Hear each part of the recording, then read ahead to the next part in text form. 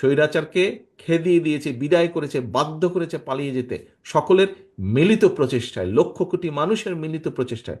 ঠিক সেইভাবে পরবর্তীতে দেশটিকে যদি গড়তে হয়, একক বিএনপি শুধু একা পারবে না দেশকে গড়তে। দেশকে গড়তে হলে, পুনর্গঠন করতে হলে আমাদের জাতিকে ঐক্যবদ্ধ করতে হবে। দলমত নির্বিশেষে মানুষকে ঐক্যবদ্ধ করতে হবে। যেভাবে আন্দোলনের সময় জুলাই আগস্ট মাসে যেভাবে দলমত নির্বিশেষে সবাই রাজপথে নেমে এসেছিলেন, ঠিক সেভাবেই আমাদেরকে দেশকে আবার পুনর্গঠন করতে হবে। প্রিয় সহকর্মীবৃন্দ, যদি আমাদেরকে সকলকে ঐক্যবদ্ধভাবে পুনর্গঠন করতে হয়, তাহলে এখানে সবচাইতে বড় ভূমিকা পালন করতে হবে আপনাদেরকে, অর্থাৎ বিএনপিকে পালন করতে হবে। কথায় কথায় অনেকেই বলে থাকেন, যারা বিএনপি করি আমরা তারা তো বলি, বিএনপি করেন না, সমর্থন করেন অথবা কম বেশি নিউট্রাল লোক, সবাই একটি কথা বলে, সবাই একটি কথা বলেন যে দেশে এই মুহূর্তে রাজনৈতিক দল হিসেবে বিএনপি সবচেয়ে বড় দল। কাজেই বিএনপিরই সম্ভাবনা, মানুষের আস্থা, যেই আস্থাটা যে এনজয় করে মানুষ, বিএনপি এনজয় করে, সেটি সবচেয়ে বড় সম্ভাবনা বিএনপি। কাজেই প্রিয় সহকর্মীবৃন্দ, এই যে মানুষের আস্থা, বিএনপির সামনে যে সবচেয়ে বড় সম্ভাবনা, এটিকে সফল করা সম্ভব একমাত্র আমরা যদি দেশকে ঐক্যবদ্ধ করতে পারি, সকল মানুষকে ঐক্যবদ্ধ করতে পারি। হ্যাঁ, বিভিন্ন জনের বিভিন্ন মতামত থাকতেই পারে। আমাদের এই 31 দফার পেছনেও কিন্তু অ্যাড্রেস দেওয়া আছে যে 31 দফাই শেষ না। এটি কোনো ধর্মীয় গ্রন্থ না যে এটিকে কোনো পরিবর্তন করা যাবে না। অবশ্যই করা যাবে, অবশ্যই এখানে নতুন জিনিস ইনক্লুড করা যাবে। কোনো ব্যক্তি, কোনো সংগঠন, কোনো দল যদি ভালো কিছু প্রস্তাবনা দেয়, অবশ্যই সেটি আমরা গ্রহণ করব। কিন্তু আমাদেরকে ঐক্যবদ্ধভাবে করতে হবে। যেই কথাটি বলছিলাম, দেশকে যদি পুনর্গঠন করতে হয়, বিএনপি একা পারবে না। আমাদেরকে পারতে হলে সবাইকে সাথে নিয়ে করতে হবে। সেজন্যই কিন্তু আমরা জাতীয় সরকারের কথা বলেছি।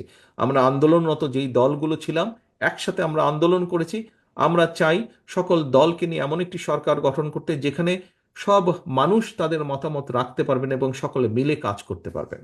আমরা কিন্তু সেজন্যই বলেছি, এই যে 31 দফার মধ্যে আছে উচ্চ কক্ষ, উচ্চ কক্ষে যেই কথাটি আমরা বলেছি, সহকর্মীবৃন্দ, এখানে অনেক মানুষ আছেন সমাজের মধ্যে যারা সরাসরি, আপনি আমি যেরকম আমরা সরাসরি রাজনীতি করছি, মিছিল করছি, মিটিং করছি, অনেক ব্যক্তি আছেন যারা সরাসরি হয়তো রাজনীতিতে জড়িত নন, হয়তো জড়িত হতে চান না, কিন্তু দেশের জন্য তারা কাজ করতে চান, তাদের বক্তব্য রাখতে চান, মতামত রাখতে চান।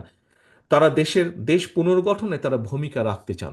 এর মধ্যে হতে পারে সাংবাদিক, এর মধ্যে হতে পারে চিকিৎসক, এর মধ্যে হতে পারে আইনজ্ঞ, এর মধ্যে হতে পারেন সাহিত্যিক, এর মধ্যে হতে পারেন কবি, এর মধ্যে হতে পারেন ব্যবসায়ী, বিভিন্ন শ্রেণী পেশার মানুষ আছে। সেই জন্যই আমরা উচ্চকক্ষ বলেছি, যাতে এইরকম যারা আছেন তাদেরকে আমরা ওই উচ্চকক্ষে স্থান দিতে পারি, তাদের মতামত নিতে পারি, জানতে পারি, তারা ভূমিকা রাখতে পারেন। অর্থাৎ লক্ষ্য এবং উদ্দেশ্য, স্বৈরাচার যেরকম, পলাতক স্বৈরাচার যেরকম ক্ষমতায় টিকে থাকার জন্য সব জায়গায় বিভেদ তৈরি করেছিল, সব জায়গায় বিভেদ তৈরি করে সমাজের ব্যালেন্স, দেশের ব্যালেন্সটাকে নষ্ট করে দিয়েছিল। আমরা চাইছি দেশকে পুনর্গঠন করতে, এবং স্বাভাবিকভাবে দেখুন, ছোট্ট একটি এক্সাম্পল দিই।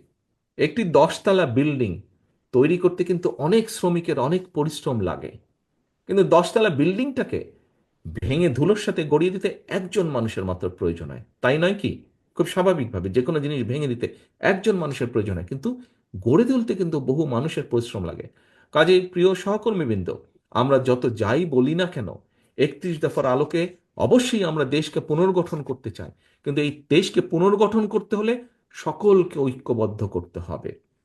যেই কথাটি বলছিলাম যে মানুষের আস্থা আছে বিএনপির প্রতি, কিন্তু এই আস্থাকে তো ধরে রাখতে হবে। এই আস্থাকে কে ধরে রাখবে?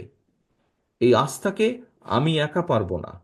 বরিশাল বিভাগের মঞ্চে সেলিমা আপা বসে আছেন, সেলিমা আপা একা পারবেন না, আমি সেলিমা আপা মিলেও পারবো না। আরো স্থায়ী কমিটির সদস্য আছেন, আমাদের কেন্দ্রীয় কমিটি আছে, আমরা সকলে মিলে পারবো না। কিন্তু পারবো কখন? যখন এখানে উপস্থিত আপনারা দুই বিভাগে যারা আছেন, আপনারা যখন আপনাদের অবস্থান থেকে চেষ্টা করবেন, আপনারা যখন সকলকে ঐক্যবদ্ধ করবেন, অর্থাৎ আমরা সকলে মিলে দেশকে পুনর্গঠন করতে পারবো। এবং ওই যে আস্থা, এই আস্থাকে যদি ধরে রাখতে হয়, আমাদের প্রত্যেককে প্রত্যেকের অবস্থান থেকে ভূমিকা রাখতে হবে। ঠাকুরগাঁয়ের মাসুদ একটি কথা বলেছিল, যে যে ফটোকপি যে প্রেসক্রিপশন করে, দেখুন, অথবা আপনারা আহ, আহ, নিজেরা যাবেন, কেন্দ্র থেকে দেখভাল করা হবে কিনা, মনিটর করা হবে কিনা। কেন মনিটর করব কেন্দ্র থেকে? হ্যাঁ, হয়তো একটি স্বাভাবিক নিয়ম করব, কিন্তু আপনি তো আমার দলের নেতা, আপনার প্রতি তো আমার সেই আস্থা, সেই বিশ্বাস থাকতে হবে আমার। তা না হলে আপনাকে কেমন করে আমি দায়িত্ব দিব? এবং আমি যেরকম আপনার উপর আস্থা বা বিশ্বাস রাখতে চাই, আপনার মধ্যে সেই উপলব্ধি থাকতে হবে।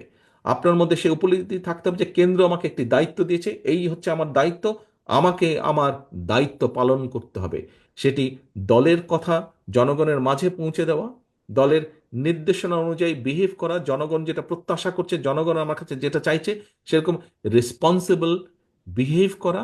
অ্যাট দ্য সেম টাইম জনগণের আশা বা আস্থা ধরে রাখা। প্রিয় সহকর্মীবৃন্দ, আমি বা কয়েকজন সিনিয়র নেতা মিলে শুধু আস্থা ধরে রাখতে পারবো না জনগণের। জনগণের আস্থা যে বিএনপির প্রতি, জনগণের বিশ্বাস যে বিএনপির প্রতি, জনগণের ভালোবাসা যে বিএনপির প্রতি, এটি যদি ধরে রাখতে হয়, আমাদের সকলকে মিলে চেষ্টা করতে হবে। দুই হলরুমে আপনারা যে সকল নেতৃবৃন্দ আছেন, সেটি বিএনপি হোক, সেটি ছাত্র দল, যুব দল, স্বেচ্ছাসেবক, তাঁতি দল, শ্রমিক দল, মহিলা দল, আইনজীবী ফোরাম, যেই হোক না কেন, অর্থাৎ দিন শেষে কিন্তু আপনার পরিচয় আপনি বিএনপির নেতা একজন। আপনি যখন এলাকায় বের হন, আপনাকে কি কেউ যুব দল, ছাত্র দল, আইনজীবী ফোরামের নেতা হিসেবে চিনে? নো, আপনাকে চেনে বিএনপি হিসাবে। সিম্পল কথা, আপনাকে চেনে বিএনপি হিসাবে। এবং সেই হিসাবেই আপনি সমাজে শ্রদ্ধা পান, সম্মান পান, সালাম পান। কাজে এই যে সালামটা পান সহকর্মীবৃন্দ, এটি দলের জন্য পান।